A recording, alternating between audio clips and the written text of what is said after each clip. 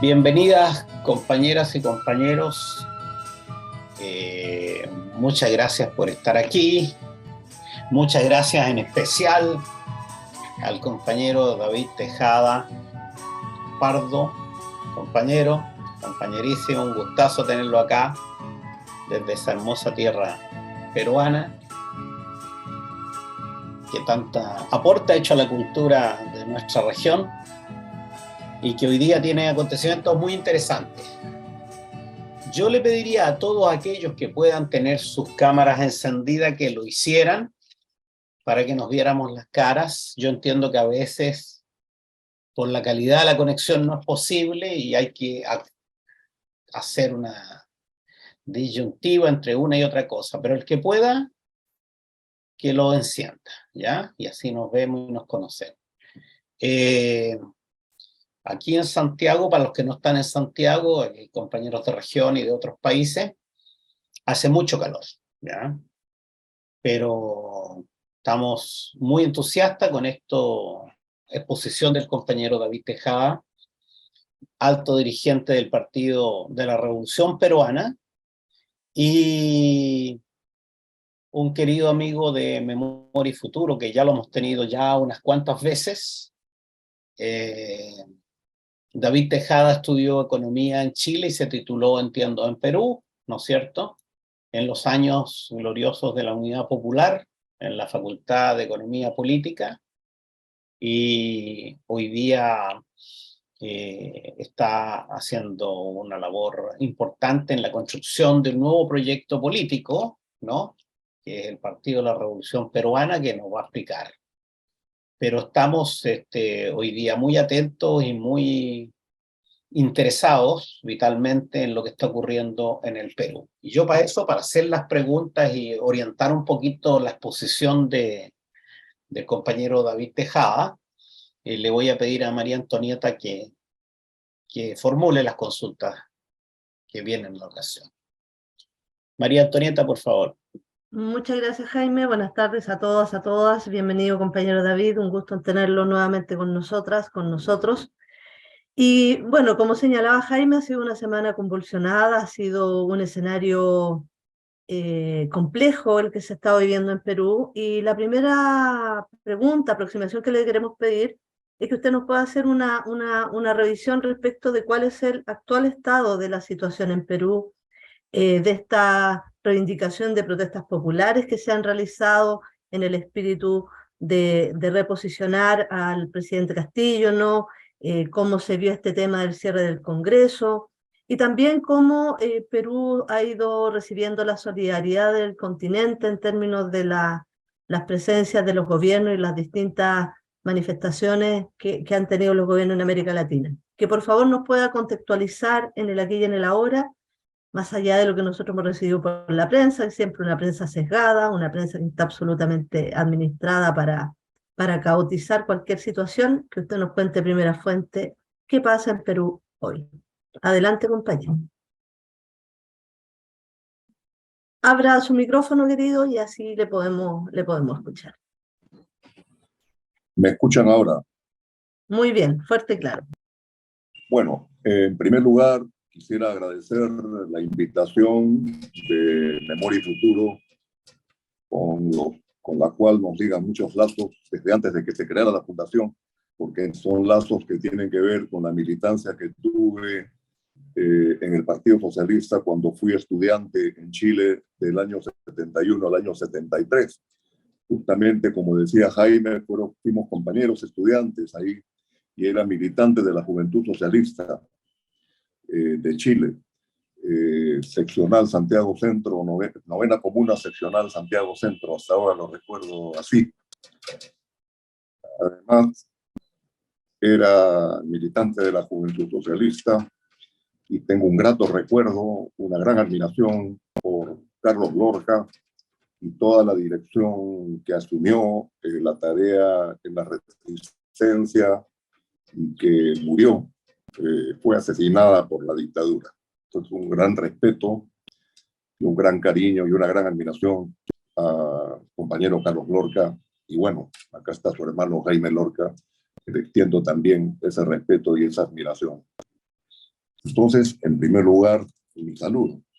En segundo lugar, la pregunta que me haces es tan simple, pero la respuesta es sumamente compleja, porque lo que estamos viviendo en el país es una circunstancia muy especial, muy particular, porque es tremendamente contradictoria. Yo quisiera tal vez salirme del libreto en el sentido de simplemente ver qué es lo que está sucediendo, sino qué es lo que hay detrás, porque creo que eso es lo que no se aclara bien en los medios de comunicación. Lo primero que habría que señalar es que en el Perú, en su historia republicana, había unos cuantos intentos, yo diría que unos 3 o 4 intentos, donde se accede al gobierno con un gran apoyo popular. Y todos esos intentos no han culminado exitosamente, lamentablemente. El primer intento de la erupción de las masas plebeyas en el Perú se dio a comienzos del siglo pasado con un presidente muy particular, Guillermo Billinghurst, que era un aristócrata, pero que decidió aliarse a la naciente clase obrera en esa época. Le decían pan grande.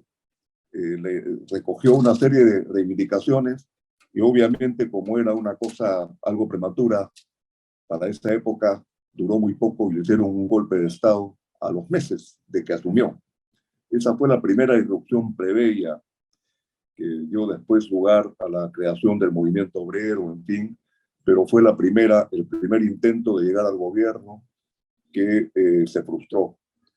Hubo una segunda irrupción plebeya por la vía democrática, que fue el Frente Democrático Nacional, que surgió entre 1945 y 1948, donde triunfaron por primera vez juntos, nunca se lograron juntar después, el partido aprista cuando estaba todavía en su etapa antioligárquica y antiimperialista y no se pasó totalmente a la derecha como fue su historia posterior, y los socialistas y comunistas estuvieron en el gobierno de Bustamante y Rivero.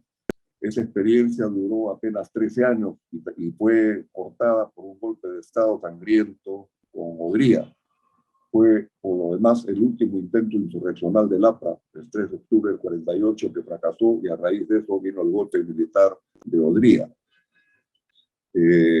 Ahí hay historias algo paralelas, porque en Chile hubo la erupción de Marmaduke Grove y del gobierno socialista el año 31-32, que duró apenas 12 días, pero fue un antecedente después del Frente Popular con Aguirre Cerda y un antecedente posterior de lo que fue las experiencias unitarias de la izquierda, que culminaron en su punto más alto con la Unidad Popular.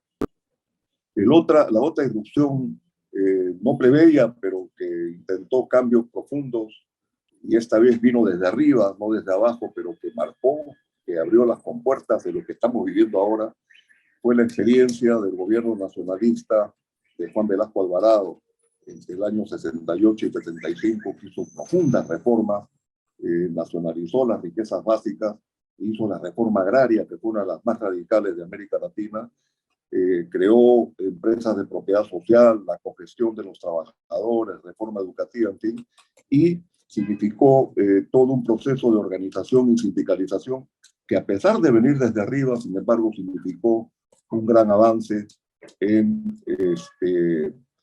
todo lo que es el espacio nacional popular, si podíamos llamarlo de alguna manera.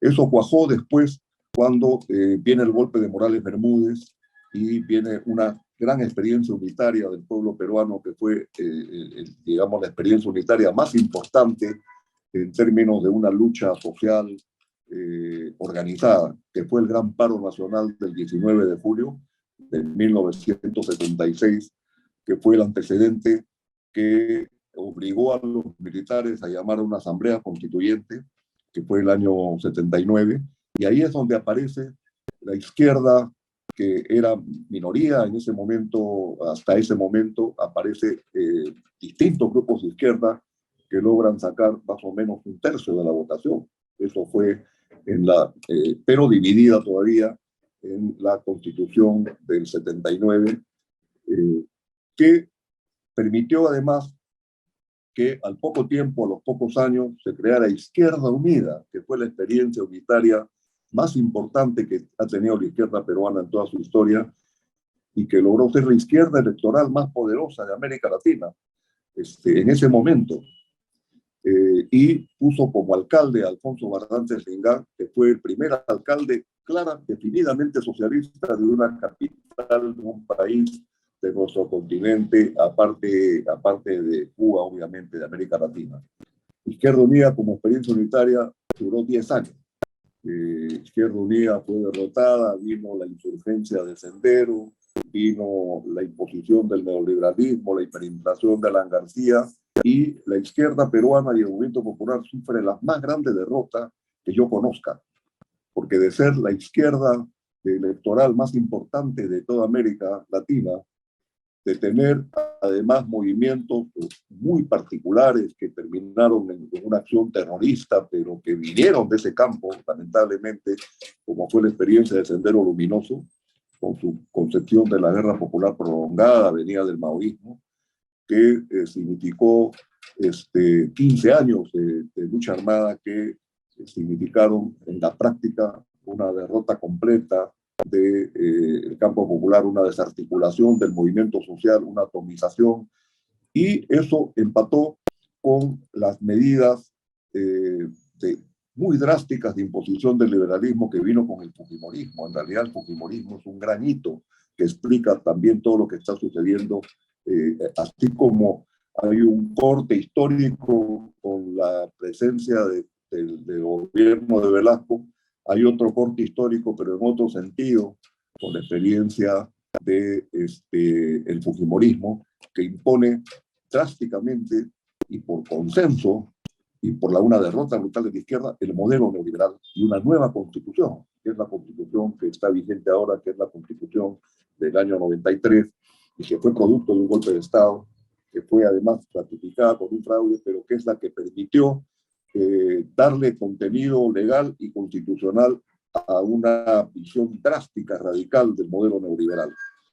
Y todo eso se hizo con una derrota increíble de la izquierda, que ya después, en la primera elección que hubo posteriormente, prácticamente desapareció del escenario político. Y ahí viene una erupción, pero ya no desde la izquierda, sino una erupción pro-democrática contra la dictadura de Fujimori, porque Fujimori fue pasando de un triunfo electoral a una posición cada vez más autoritaria y dictatorial, y viene la gran marcha de los 4 suyos, que fue encabezada por Toledo, que llegó a ser presidente, pero ya no con un contenido programático de izquierda, sino simplemente de reivindicación democrático-liberal. Y eso tuvo éxito, Toledo fue presidente, pero rápidamente defraudó, al final terminó preso. Perú tiene la particularidad de que tiene prácticamente todos los últimos presidentes presos y acusados de corrupción. Eso lo vamos a ver inmediatamente después. Yo me estoy extendiendo en esto porque creo que hay que entender las cosas desde el punto de vista histórico, no es tan sencillo como para comprender realmente lo peculiar de la situación que estamos viviendo. Después de Toledo, del fracaso de Toledo, el espacio nacional popular siguió buscando una alternativa.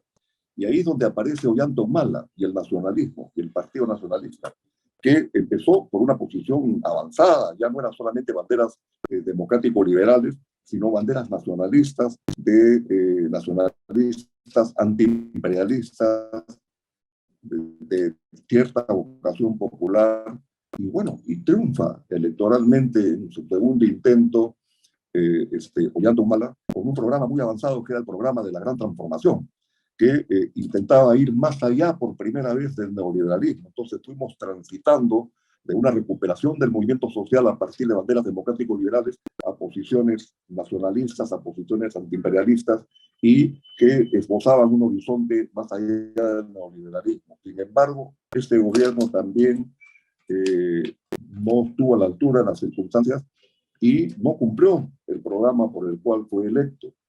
Entonces viene ya una recuperación de la derecha y el pueblo otra vez intenta ir bajo banderas en contra del fujimorismo, en contra del modelo neoliberal, reconstruyendo el espacio nacional popular y con propuestas cada vez más explícitas, antineoliberales, nacionalistas, ¿no? Y avanzadas. Y eso explica el triunfo de Castillo, del profesor Castillo.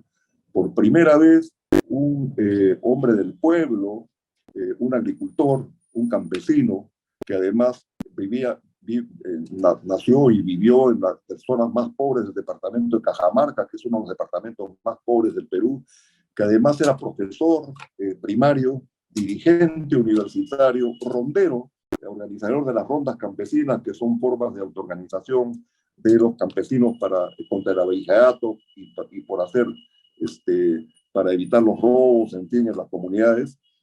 Encabeza una de las organizaciones más importantes, que es la de los maestros, logra hacer una huelga y se proyecta nacionalmente.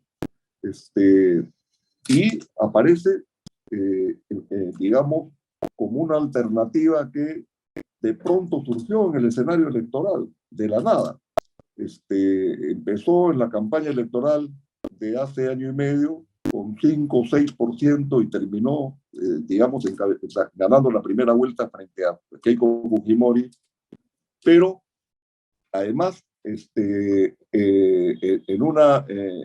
digamos, en una alianza de estos profesores, estos sindicalistas, con un partido definidamente de izquierda que se llama Perú Libre, que se llama Perú Libre, que tiene una definición claramente socialista y que venía de las provincias, digamos, porque ahí hay una gran emergencia provinciana, hay una crisis muy fuerte frente al centralismo limeño. Esta expresión plebeya provinciana, esta expresión de los pueblos originarios, esta expresión de los sindicalistas populares, en fin, se va sumando fuerzas y logra vencer al fujimorismo, a pesar de que el fujimorismo tenía todo el apoyo mediático, todo el apoyo de los grandes poderes económicos, y sin embargo el pueblo autoorganizado, con el apoyo de las clases medias antifujimoristas, claro está, logra logra algo que parecía imposible, derrotar en esas circunstancias al fujimorismo una vez más. Entonces se dio esa situación inédita y ganó con las justas por apenas 40.000 votos. Nunca reconocieron al gobierno, la derecha no reconoció al gobierno, el poder mediático no reconoció al gobierno. Primero desconocieron el resultado electoral. Eso es lo que está pasando con Bolsonaro, por ejemplo, en Brasil, para que ustedes vean un Chile. Nunca desconocieron el fujimorismo, nunca reconoció la derrota y al mismo tiempo no dejaron gobernar al presidente ni siquiera al momento, desde antes de asumir la presidencia, ni siquiera le dejaron hacer la transición de gobierno. El Jurado Nacional Electoral reconoció el triunfo apenas faltando 2 días para la juramentación. Por lo tanto, no hubo prácticamente transición de gobierno a gobierno, que siempre se usa. Cuando un gobierno sale, hay un mecanismo de transición para el otro gobierno. Y desde ahí un sector empezó a pugnar por la vacancia y empezó a cuestionar a ministros. Más de 70 ministros ha habido en este periodo de año y medio, 70 ministros. Como 6 o 7 primeros ministros, o sea, todos interpelados, en fin, o sea, una actitud de prácticamente crear una situación de ingobernabilidad al presidente Castillo y a esa nueva alternativa.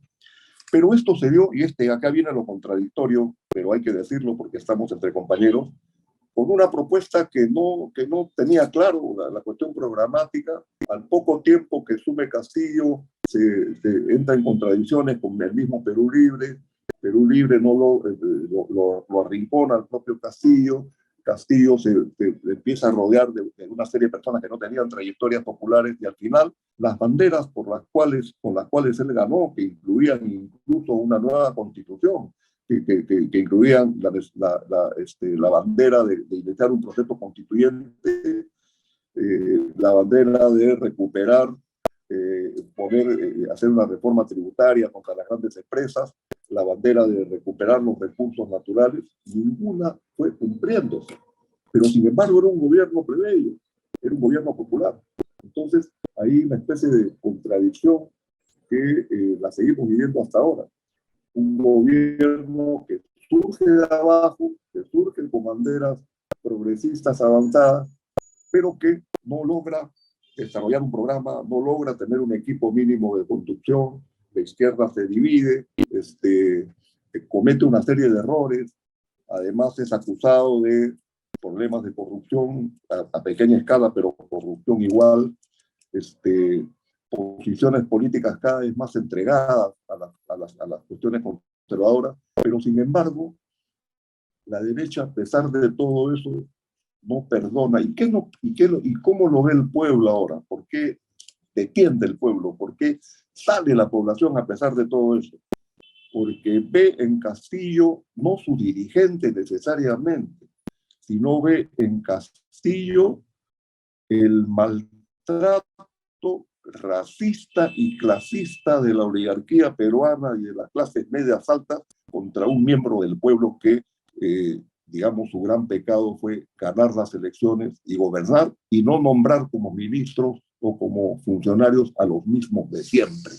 Al final de cuentas, y por otro lado, la emergencia de las provincias frente a la capital, ¿no? Frente a Lima. Lima siempre fue vista como una Lima oligárquica, una Lima tradicional, a pesar de que Alfonso Barrantes de Izquierda Unida ganó la alcaldía de Lima. Lo que pasa es que después Lima se derechizó tremendamente. Entonces tenemos esa situación especial, peculiar, muy particular, de un presidente que no cumple su promesa, un presidente que no tiene claramente un programa de gobierno, un presidente que no logra una conducción adecuada del Poder Ejecutivo, un presidente que al final es presionado por un Congreso que es profundamente conservador y que, sin embargo, a pesar de eso, y seguramente por la tremenda arremetida de la derecha, aumenta su aceptación popular, porque Castillo en la primera vuelta sacó el equivalente al 20%, muy débil, y salió con el 32% de aceptación, mientras que el Congreso llegó a tener 6% de aceptación. Hay un repudio total al Congreso y a la clase política en general en el país. Entonces es una situación sumamente contradictoria. ¿Y qué ha pasado? Castillo comete ya el tremendo error de su vida de hacer una locución al país cerrando el Congreso, pero sin ninguna fuerza para hacerlo, sin ninguna posibilidad, prácticamente como una especie de acción inexplicable, porque si alguien va a cerrar el Congreso tiene que tener la fuerza para hacerlo, sea legal o sea militarmente o de cualquier manera. Simple y llanamente hizo un discurso, ¿no? Señalando de que cerraba el Congreso, que creaba un gobierno de emergencia para llamar elecciones para un nuevo Congreso. Eso sí, esa parte no se dice, ¿no? Porque era para llamar elecciones. Pero no tenía ningún sustento, ni siquiera lo había aprobado en el Consejo de Ministros, nada. Entonces, como es natural, viene la inmediata reacción de la derecha, la Fuerza Armada obviamente no estaba comprometida, entonces, en un tiempo récord, y ahí viene el otro tema, y con esto termino para que ustedes me puedan hacer otras preguntas, en tiempo récord y festinando todo el debido proceso, los sectores dominantes, los poderes fácticos vía el Congreso, destituyen al presidente y lo apresan antes de que fuera destituido. El presidente Castillo fue apresado antes de que fuera destituido. La destitución demoró 16 minutos, no hubo discusión, no hubo nada. Se festinaron una serie de cosas. Cuando hay una impugnación de ese tipo, se necesitaban 114 votos y solamente con 101 votos, ¿no? Lo defenestraron. Eso generó una reacción popular, que es la que estamos viendo, que yo la podía calificar por la magnitud de una sublevación popular. En estos momentos hay una sublevación popular. No de la masividad que lo que se ha vivido en Chile, pero de una fuerza y de una potencia muy grande porque se ha extendido en todo el país. con toma de aeropuertos. El aeropuerto de Arequipa fue tomado, el aeropuerto del Cusco fue tomado, el aeropuerto de Andahuayla fue tomado, con bloqueo de carreteras. Hay por lo menos 160 partes de la red caminera nacional que están bloqueadas la Panamericana Norte, la Panamericana Sur, movilizaciones en casi todo el país, incluyendo hasta asaltos a las comisarías, ¿no? En la parte de la selva donde está el gas ha sido tomada por la población, es decir, una sublevación popular sin conducción, autoconvocada por la población, porque los movimientos organizados son muy débiles en el país. El país es un país muy fragmentado, pero sin embargo con un pueblo que ha adquirido cada vez más conciencia y que siente la rabia de haber sido tratado como si fueran sus sirvientes. Entonces es la rebelión de los sirvientes frente a los que en el Perú le llamamos, antes de la reforma agraria, los gamonales, que creen que el país es su chacra y que pueden hacer lo que quieren. Esa es la explicación. No es una explicación totalmente racional, es una explicación étnico-cultural, si ustedes quieren, y clasista, obviamente, porque es plebeya, es una irrupción totalmente plebeya. Las clases medias no están totalmente incorporadas, esa es una de las debilidades del movimiento. Las clases medias están asustadas algunas, ¿no? Esta es una irrupción realmente plebeya, provinciana, popular, y que en estos momentos ha señalado entre sus banderas muy claras, primero, que quiere el cierre del Parlamento. Segundo, que considera a Dina Boluarte la usurpadora, la usurpadora. Tercero, algunos dicen que debe regresar Castillo y que debe salir libre, porque está preso además de una manera poco clara. Y empieza a levantar la bandera del proceso constituyente, de la Asamblea Constituyente Plurinacional. Esa es la situación, digamos, le he tratado de, digamos, dar una lectura algo diferente, pero esa es la situación compleja que estamos viviendo. Una crisis política de ingobernabilidad donde Dina Boluarte no es reconocida como legítima presidente, donde primero planteó que iba a cumplir su mandato al 2026, resulta que lo tuvo que plantear que va a cortar el periodo a 2024 y ahora la gente quiere que se vaya y que haya elecciones generales el próximo año, 2023. Entonces, en esa situación estamos, y esto recién está empezando, porque mañana viene la gran movilización y vienen paros nacionales en casi todos los sectores del país. Ese es más o menos el panorama general, digamos, la interpretación que yo podría hacer con ustedes, digamos, de la manera hasta donde uno es objetivo, porque no es neutral, pero sí trata de ser lo más objetivo. Es una sublevación popular, es una reacción plebeya frente a un maltrato de los grupos dominantes, frente a un Congreso totalmente obstruccionista, ¿no? Y que ha creado una situación de vacío de poder extraordinario. Que ahí te corre el riesgo de una fascistización o de una extensión de una ingobernabilidad por ausencia de una alternativa por esta sublevación popular. Gracias por la paciencia de escuchar. Muy bien ilustrado, compañero. Sí, siempre se agradecen los contextos y poder comprender el fondo y las formas de estas situaciones emergentes. Y en este contexto, compañero Tejada, en este contexto donde hay un pueblo movilizado, donde hay un pueblo, como usted bien lo decía recién, sin mucha orientación, sin mucha dirección política, ¿cuál vendría a ser el rol o el significado en estos contextos y en esta necesidad de que la izquierda peruana tenga una representación sostenida, una representación sólida? ¿Cuál es el desarrollo, las perspectivas del Partido de la Revolución Peruana y las alianzas que ustedes pueden tejer con otros partidos de izquierda, el mismo partido del presidente Castillo? ¿Cómo está ese desarrollo político de esta orgánica Partido de la Revolución Peruana? Miren, también hay un pequeño contexto breve, obviamente. El Partido de la Revolución Peruana surge como un intento de reagrupamiento de las fuerzas, porque antes de que se expresara la caída de Castillo y todo lo que estamos viviendo, ya había una situación de crisis total de representatividad. Tanto es así que, fíjense ustedes, para que vean la magnitud de la crisis en el Perú, el sistema de partidos, si uno ve las encuestas que han hecho Latino Barómetro y otras encuestas de la CELAC, el país donde está más deslegitimado los partidos políticos es el Perú. Junto con Chile, ¿no? Competimos con Chile, pero en el Perú bastante más porque somos una sociedad mucho más compleja, más diversificada, más heterogénea. Hemos tenido 6 presidentes en 5 años. Los presidentes prácticamente no han terminado su mandato.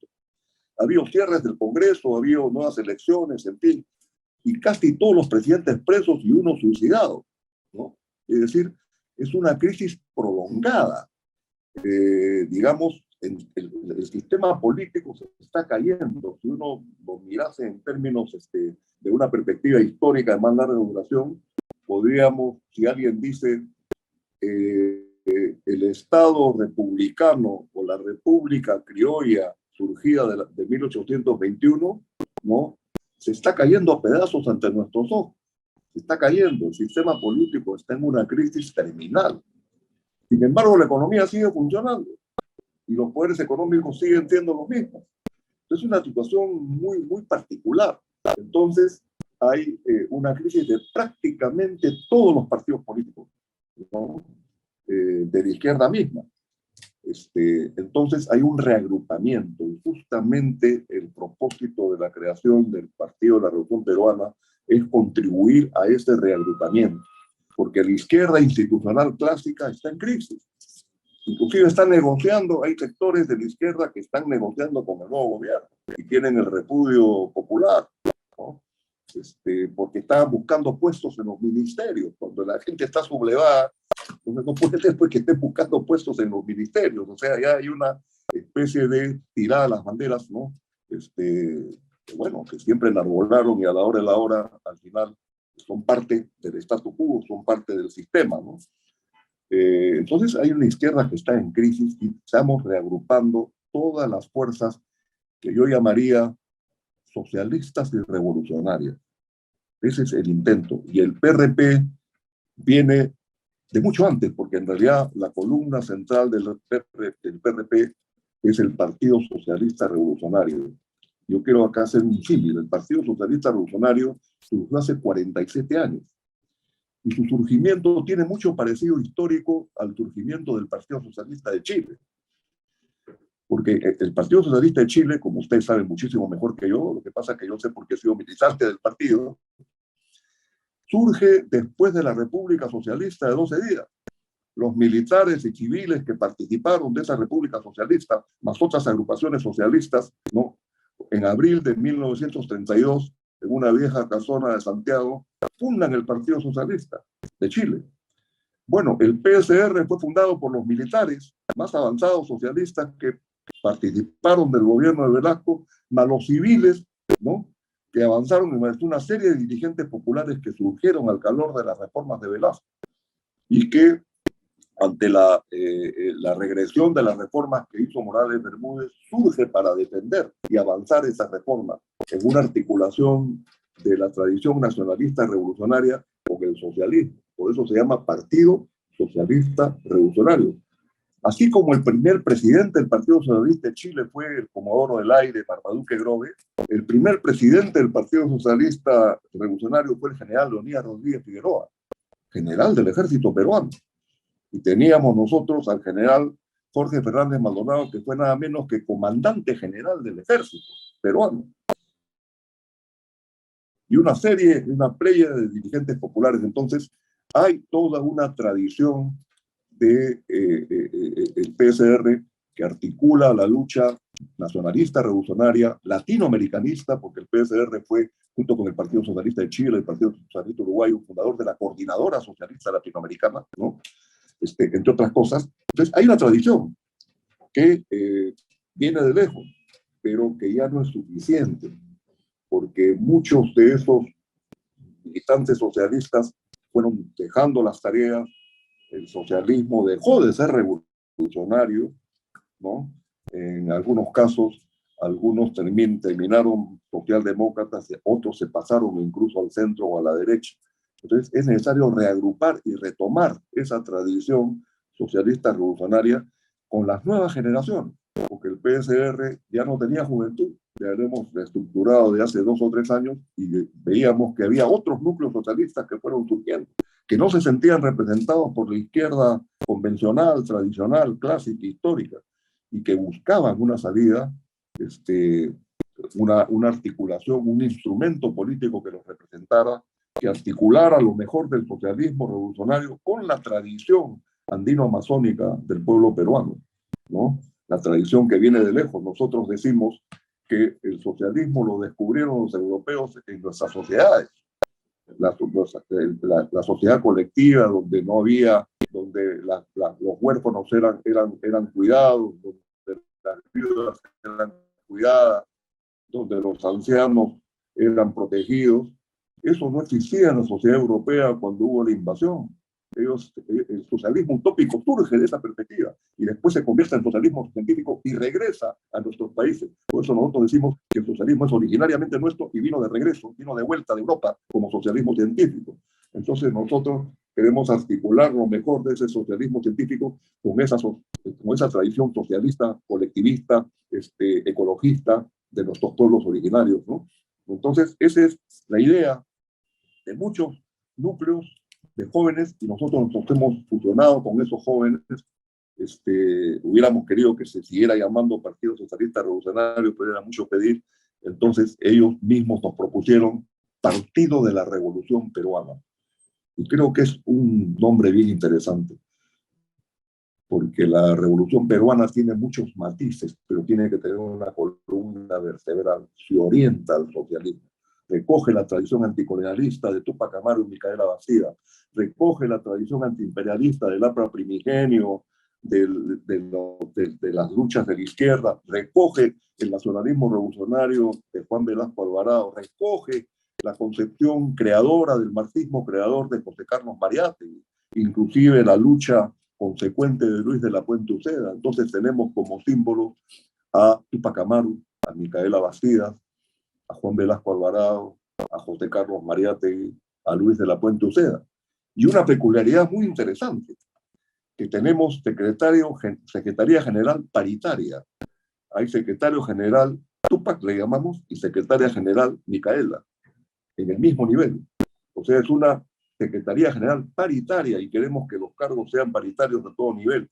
No paridad entendiendo como un hombre, una mujer, un hombre, una mujer, sino conducción paritaria. Ese es un salto que estamos dando y efectivamente nuestro secretario general es un joven de 36 años, ¿no? Y nuestra secretaria general paritaria es también de esas nuevas generaciones. Yo, que soy de las generaciones mayores, aunque joven de espíritu, los apoyo porque nosotros tenemos que dar paso a las nuevas generaciones. Entonces, ese es el esfuerzo del PRP. Reaglutinar, y no solamente es ya el propio partido, hemos impulsado el Frente Socialista Peruano, agrupando a otras agrupaciones socialistas que todavía no se incorporan partidariamente. Entonces, el Frente Socialista Peruano tiene que articular a todas las fuerzas socialistas para a partir de ahí buscar la unidad de toda la izquierda, la unidad de todo el pueblo, una gran alianza patriótica de liberación, una gran alianza patriótica de liberación. Esa es nuestra propuesta. En eso estamos. Y ahora estamos participando activamente en todas las movilizaciones. Y se están sumando fuerzas y estamos seguros que vamos a ayudar a reagrupar, porque los partidos tradicionales de la misma izquierda ya no dan más. Creo que ya han agotado su ciclo y es necesario rearticular otra vez, entroncándose con la mejor de las tradiciones socialistas revolucionarias del país, porque socialistas pueden ser, hay muchas y no todas son revolucionarias, pero también hay tradiciones revolucionarias que todavía no se definen socialistas, pero son revolucionarias. Hay que recoger esas tradiciones socialistas y revolucionarias en una propuesta de un instrumento político que sea capaz de aglutinar a los más avanzados, pero que al mismo tiempo sea capaz de constituirse en un bloque nacional popular con orientación socialista, con columna vertebral socialista. Eso es básicamente el sentido, y en eso estamos y lo que es la historia surge, no nos habíamos imaginado cuando necesitamos este esfuerzo hace año y medio, 2 años, que íbamos a llegar a esta situación. Entonces surgimos en lucha, surgimos entroncándonos con esta emergencia popular y tratando de darle, no nosotros porque no nos consideramos vanguardia, porque la vanguardia se da en la propia lucha, pero sí ayudar, apoyar a este conglomerado popular que está en insurgencia y que necesita un Estado Mayor de todo el pueblo. Nosotros tenemos que tratar de construir el Estado Mayor de todo el pueblo, con todas las fuerzas sociales y políticas que están ahora articulándose. Creo que ese es el papel que debemos jugar los socialistas y los revolucionarios. Darle cauce político y salida organizada en la medida de lo posible a este gigantesco conglomerado que está en todo el país, que es de todas las sangres, como decimos acá, de todas las sangres, ¿no? Para darle una salida, un cauce democrático, pero revolucionario, a esta situación que estamos viviendo. Compañero David, buenas tardes. Aparte que le mando muchos saludos a la gente que está aquí en el público, mucha fuerza. En este proceso han surgido algunas preguntas. Una pregunta es, ¿qué posibilidades tienen otras organizaciones políticas sociales progresistas para orientar esta insurrección popular?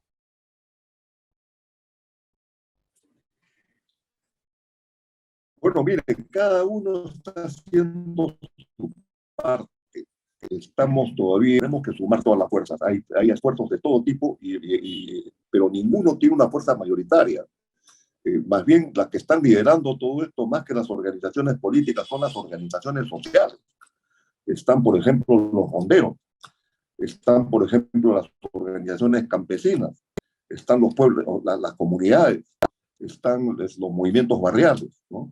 Y más bien, nosotros nos estamos sumando, ayudando a esas movilizaciones y tratando de, en las conversaciones con ellos y en las discusiones, darle un contenido programático más viable, más factible, sin que tengan que rebajar las propias, o sea, a partir de las propias consignas que ha desarrollado la gente.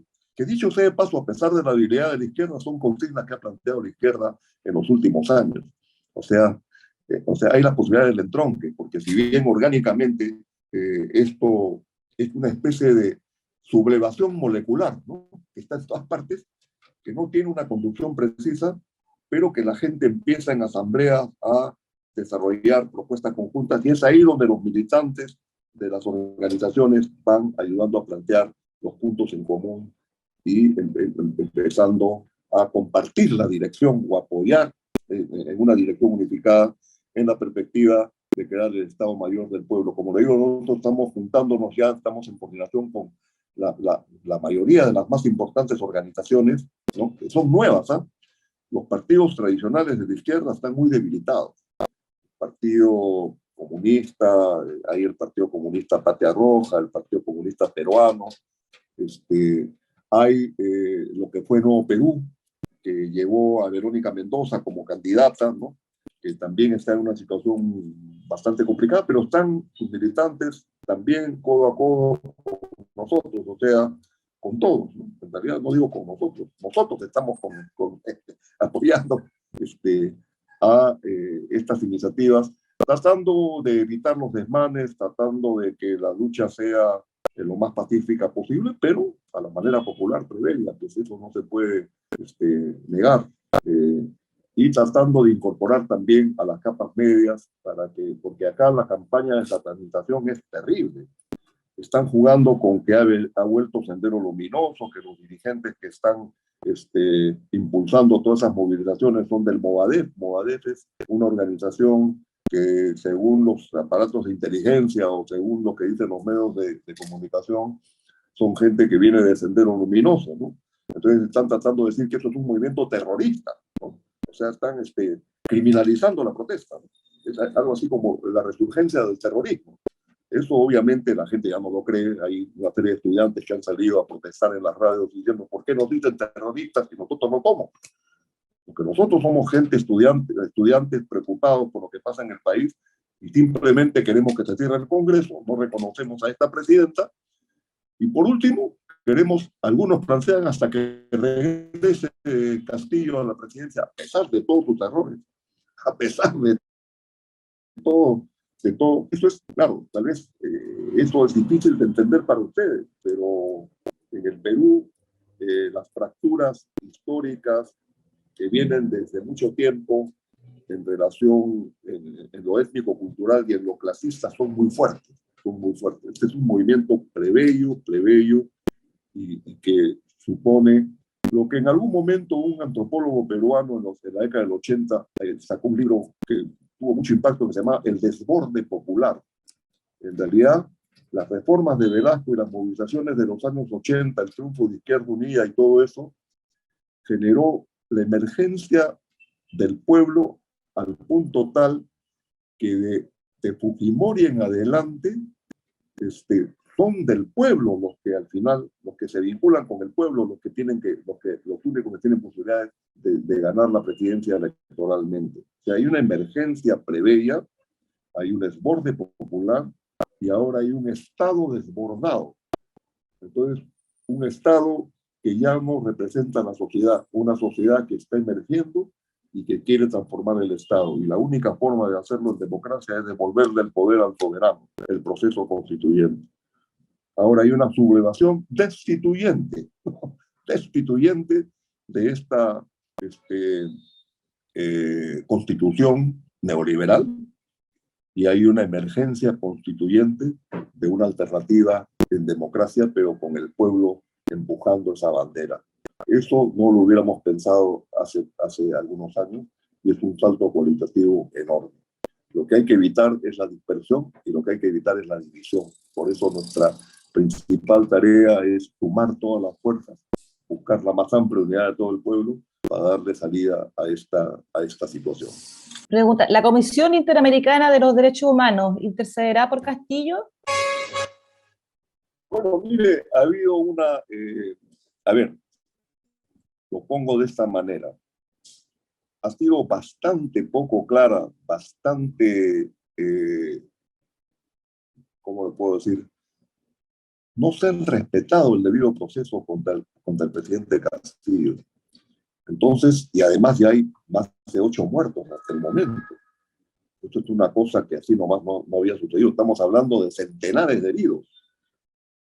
8 muertos. No es así nomás cualquier cosa. Entonces, los organismos de derechos humanos están actuando y ha habido, felizmente, por la nueva correlación que se está viviendo en América Latina, una actitud muy digna de algunos gobiernos.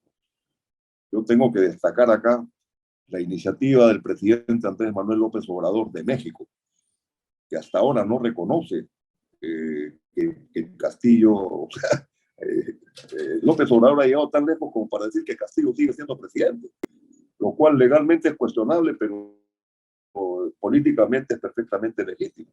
Y ha encabezado Marcelo Ebrard de la Secretaría de Relaciones Exteriores de México a las relaciones exteriores de Argentina, de Fernández, de Petro de Colombia, Bolivia, para pedir un trato justo y humanitario y que se respete el debido proceso con el presidente Castillo.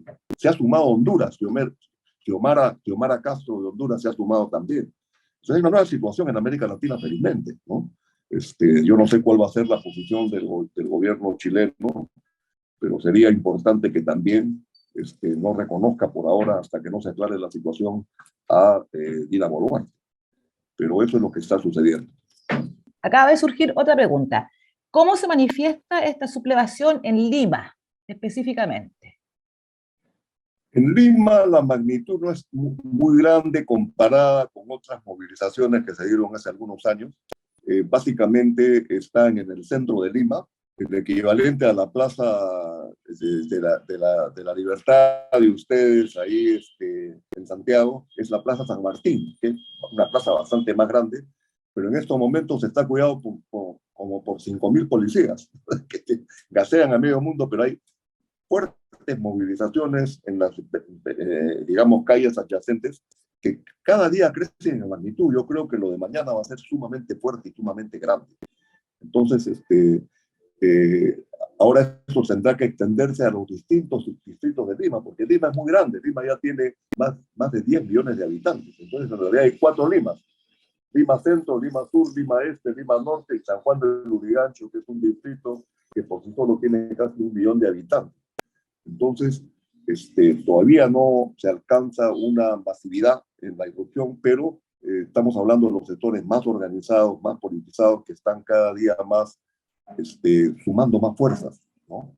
Sumando más fuerzas. En provincias la reacción es mucho más fuerte, sobre todo en Andahuaylas, sobre todo en Puno, bueno, en Arequipa, ¿no? Que tienen una tradición de lucha. El sur peruano siempre tiene una tradición de lucha, siempre ha sido progresista, siempre ha sido muy avanzado. Solamente les cuento un dato. En la sierra del Cusco, cerca de la provincia cercana a Arequipa, donde está la mina Tintaya, el presidente Castillo sacó en la segunda vuelta el 96% de la votación. El 96% de la votación. Esto es algo increíble, ¿no? Que alguien pueda sacar el 96% de la votación.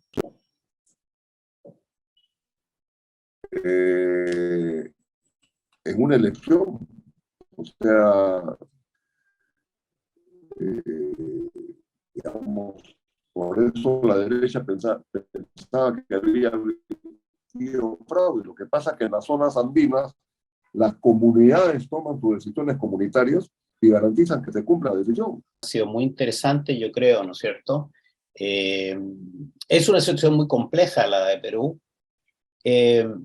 Alguien decía por aquí, un compañero ponía cualquier semejanza con la situación nuestra, no es mera coincidencia, no es mera coincidencia, compañero.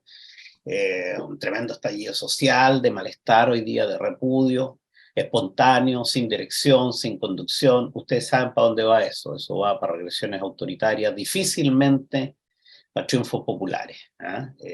Todo el sentido de la lucha exitosa y organizada en cualquier parte del mundo, en cualquier época de la historia, se basa no solo en que los de abajo no quieren y los de arriba no pueden, como se definen las situaciones revolucionarias, sino en que hay al frente de las situaciones una vanguardia dirigente, ¿no? Dotada de una herramientas científicas de la lucha política y una visión de la historia. Si no tenemos eso, voy a usar una muy mal símil de un tipo que odiaba la música, lo demás es música. Bueno, yo voy a decir lo siguiente. Nosotros estamos esperanzados que las luchas populares de Perú hoy día logren conjurar esta situación de una derecha corrupta, de una derecha ambiciosa que controla todo el poder, que es la derecha oligárquica limeña, y por supuesto también, ¿no?, de los oportunistas políticos, que los hay con mucho, la señora Boluarte, entre otras, y veamos cómo se desarrollan los acontecimientos. Pero lo que es importante, y el compañero David Tejay tiene una función importante que hacer, es que avance el desarrollo orgánico, político, ideológico de la izquierda peruana, con una visión unitaria, que como él dice, entronque con las mejores tradiciones de lucha del pueblo peruano, y que también se nutra los elementos del socialismo científico. Si no, lo demás son cuentos chinos, o sea, no va a andar para ningún lado. Así que les deseamos éxito en esa tarea de construir la fuerza dirigente de la revolución peruana. No es una tarea sencilla, no es una tarea fácil, pero me parece a mí, por lo que ha contado el compañero, que ya están en ese camino, y hay que sumar todas las fuerzas bajo un espíritu unitario, pero muy definido de lucha y de sintonía con los pueblos.